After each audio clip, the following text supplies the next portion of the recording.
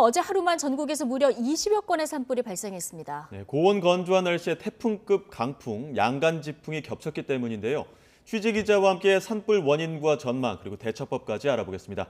문화생활과학부 김진두 기자 나와 있습니다. 어서 오십시오. 네, 안녕하세요. 예, 어제 하루 20여 건 산불이 발생했다고 하는데 이게 좀 이례적인 현상인가요? 아무래도 그렇죠. 어제 하루가 20건이 발생했고요. 지난 토요일, 그러니까 하루 전에는 18건이 발생했습니다. 그러니까 주말과 휴일 합쳐서 총 38건의 산불이 전국 곳곳에서 발생을 한 겁니다. 하루에 산불이 발생한 게 얼마가 최고인지를 한번 확인을 해봤더니 2015년 3월에 하루에만 31건의 산불이 발생한 예가 있습니다. 하지만 하루에 20건의 산불이 발생한 예는 그렇게 흔하지 않고요. 무척 이례적인 현상이라고 볼 수가 있고 특히 주말과 휴일에 합쳐서 38건의 산불이 나타난 거는 적어도 산불 관측 이래에 5손가락 안에 드는 굉장히 많은 산불이 전국 동시 곳곳에서 발생했다고 볼 수가 있습니다. 그래픽을 잠깐 보시면요. 어제 일요일 동안 발생한 산불들을 좀 그래픽으로 준비를 했는데 잠깐 표시가 되고 있죠. 보시면 대부분이 영동 지방 쪽에 많이 분포를 했습니다만은 다른 지역도 많습니다. 수도권이 우선 좀 많고요. 그리고 영남 지방과 호남 지방에도 산불이 발생한 곳이 많습니다. 대부분 저렇게 산불이 발생한 곳은 건조주의보 또는 건조경보까지 내려지면서 날씨가 무척 메마른 지역이었다. 전국적으로 동시에 20건의 산불이 새로 발생했으니까 이렇게 되면 산불 진화 인력, 산불 헬기 조종사들의 피로가 누적이 되면서 굉장히 어려운 상황으로 빠지는 산불 진화도 무척 어려워지는 그런 상황이 됩니다. 지금 이례적인 기록들의 공통점이라고 짚어주셨던 게 건조한 날씨 탓이 있겠지만 다른 요인들도 좀 복합적으로 있었던 것 같아요. 그렇죠. 하루 20건이 발생한다는 게 쉽지가 않습니다. 건조주의보가 내려졌다고 무조건 20건이 발생하지는 않거든요. 아주 안 좋은 조건이 겹쳤습니다. 고온입니다. 그러니까 낮 기온이 지금 같은 경우에는 서울의 경우 20도를 넘기가 어렵습니다. 대부분 17도에서 20도 정도가 평년의 요즘 기온입니다. 그런데 어제 같은 경우는 서울 낮 기온이 25도를 넘었고요. 다른 내륙 지방 같은 경우는 27도까지 오른 곳이 많았습니다. 거의 초여름 기온인가요? 아주 특이한 겁니다. 그러니까 서울의 기온은 평년보다는 8도나 높았고요. 다른 지역 보시죠. 대전, 대구, 광주가 모두 27도가 넘었습니다. 그러니까 다른 지역도 대부분 평년보다는 7, 8도 높아서 5월 중순 또는 5월 하순이나 6월 초의 기온이 나타난 거고요. 특히 대단한 지역이 있었습니다. 어디냐면 강릉과 동해 등 영동 지방입니다. 강릉 보시죠.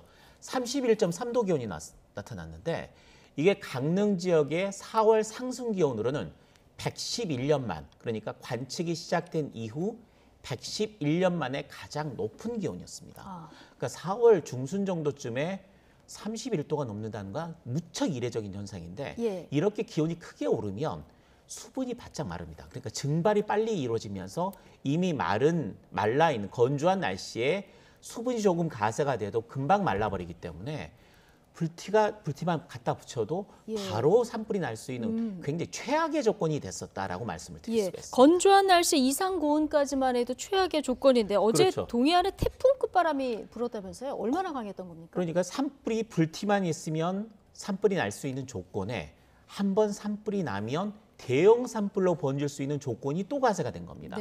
지금 양간지풍의 그래픽이 지금 나오고 있는데요.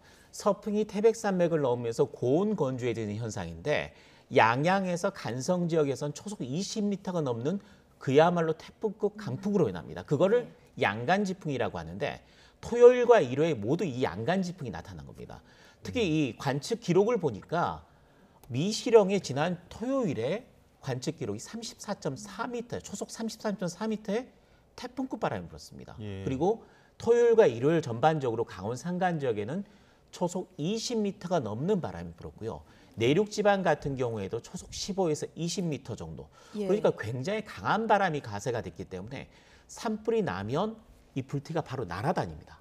그러니까 비화라고 부르는데 한번 나르면 한 200m, 300m를 순식간에 불이 번지는 거죠. 그렇게 되면서 진화가 어렵고 또 진화가 어렵기 때문에 한 번 산불이 나면 100헥타르 이상의 산불 피해가 나는 대형 산불로 번지는 경우가 많습니다. 어제 양구와 군위 산불이 대표적인 예였죠. 불티만 있으면 바로 산불로 번지는 상황이다 보니까 산불 위험에 대한 경고도 굉장히 많이 밝혔을 텐데 그렇습니다. 어디서 어떻게 불이 시작된 겁니까? 지난 금요일에 저희 YTN에서도 산불 위험이 크다라는 것 때문에 전국적으로 지금 산불 위기 경보 경계가 발령 중이었고 영동 지방으로는 대형 산불 주의보까지 내려졌습니다.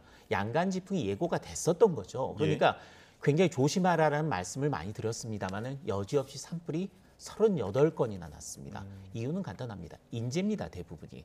밝혀진 것을 딱 보면 대부분이 낙엽을 태우다가 산불로 번졌거나 또는 담뱃불로 인해 실화일 가능성이 상당히 높은 경우가 많습니다. 대부분 봄철에 나타나는 산불의 60% 정도가 이런 실화 또는 그 농가 폐기물 같은 걸 산림주에서 태우다가 그게 옮겨 붙는 경우가 많거든요. 지난번 동해안 산불 같은 경우에도 담뱃재가 원인일 확률이 높아지고 있는 상태고요. 또 다른 대형 산불의 경우에는 화목난로에 재를 버리다가 그게 옮겨 붙은 경우도 있었고 이번 양구 산불은 자영업자가 낙엽을 태우다가 이게 또 큰 불로 난 거죠. 그러니까 대부분의 산불이 인재로 인해서 발생할 확률이 굉장히 높다. 자연적인 현상으로 발생할 확률은 극히 희박합니다. 예방이 결국은 제일 중요할 텐데요. 그렇죠. 그래도 피해가 발생했을 때 좀 줄일 수 있는 방법이 있다면 이거 알려주시고요. 그리고 내일 오후부터 비가 좀 내린다고 하는데 산불 위험도 조금 낮춘다고 하는데 어느 정도 내리는 건지 이것까지 좀 설명 부탁드립니다. 네, 우선은 산불을 예방하기 위해서는 아까 말씀드렸듯이 실화, 그러니까 그 입산자들 같은 건 아예 화기 소지를 금지해야 됩니다. 그리고 산림 주변에서는 뭔가를 태우는 행위, 그러니까 쓰레기나 낙엽, 재를 버린다거나 이런 행위들은 정말 예고가 나와 있고 그 발령이 돼 있을 때는 금지해야 됩니다. 정말 조심해야 되는 상황이 될 것 같고요. 산불 피해를 줄이려면 우선 인명 피해를 줄이려면 산불이 나는 현장을 목격했다면 바람을 등진 상태에서 최대한 인도를 찾아서 이동을 한 뒤에 그 지역에서 회피를 하는 게 가장 먼저입니다.